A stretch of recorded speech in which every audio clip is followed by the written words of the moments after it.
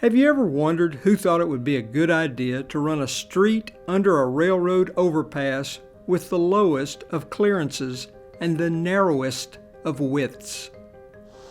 Well, some long-forgotten highway engineer must have thought that's the way to go 8 decades ago. And since that time, people have been smacking into the Olive Road underpass. Maybe nobody thought much of it in the 1930s or 40s. Maybe trucks used to be shorter. But by December 1955, City Engineer M.P. Phillips said Augusta was planning to widen the route and lower the road because vehicles were banging into the overpass with increased frequency.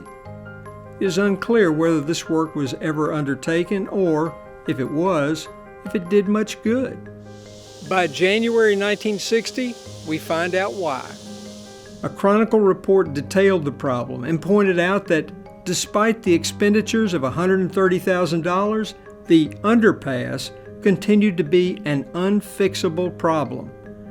Engineers also admitted why the underpass was such a challenge. The underpass needs raising to be sure, one told the newspaper, but it would be an almost impossible engineering task. There are too many tracks there, and a railroad track can only have a 1% grade. Translation: they can't raise the railroad. It continues. Besides, you have groundwater just below your street level there. If you tried to dig deeper, you'd have to put in a pumping station, and that would be very impractical. Translation: they can't lower the road either. So what do? Well, you put up signs and flashing lights. For the next half century and into this millennium, the Olive Road underpass has seen numerous attempts to alert drivers of tall trucks that they might not make it. Between 1970 and 1985, a Chronicle reporter went through the records and found that 132 trucks or vans had smacked into the Olive Road underpass in that same period. These days, the underpass gets smacked maybe once a year.